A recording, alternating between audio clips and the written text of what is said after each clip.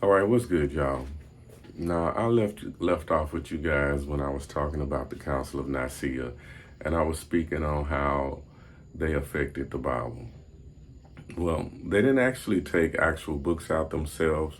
There were many other councils before them that had their hands on it, that had the effect of that before the Bible was actually assembled.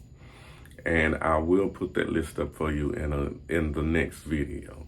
But as you can tell, I'm just somewhere. I just happen to feel like recording, and I put my phone up. So when it hit me, I'm just gonna hit you with it. But we was talking about the Council of Nicaea and the effect that they had on Christ, the divide that was happening between them, and one half what they believed, and the other half what they believed, which was one believed that Jesus was going to be put in as the prophet. The other half believed he should be put in as the Messiah. So the divide happened there. So if I speak more a little bit on that in the previous video, but I'm just doing a warm up so we can keep going from there. So in doing that, it made me research and notice that there were other books that had been left out. There's a name in the Old Testament, and he has a book that had been left out, and that's Enoch. Enoch is a part of a group you can find in the Bible called not in the Bible, in what's called the Gnostic Gospel. Excuse me, I'm trying to speak too quick. But in the Gnostic Gospels, you'll find these books that were omitted and it was decided not to be left out. And when you look at the names in these books, you'll recognize some of these names. You'll recognize Thomas. You'll recognize, like I say, Enoch. Let me see. There's actually a book, that is about Adam and Eve. That's more extensive.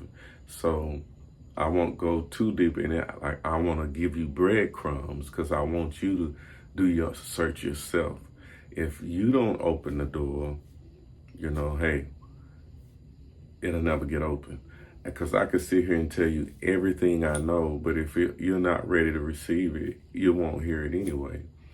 These teachings I have learned on day one, I wasn't ready for all of it. I'm over at a 14-year period of researching and taking time to learn to study self more, and as well as learning all these other things that the world has going on. When you were brought up like I was in the Bible Belt, you're taught not to step outside of your belief because that's blasphemy. That's one of the worst sins. Lean not to your own understanding. So basically, we were being told, don't use your mind. That's exactly what it's saying. And lean not to your own understanding.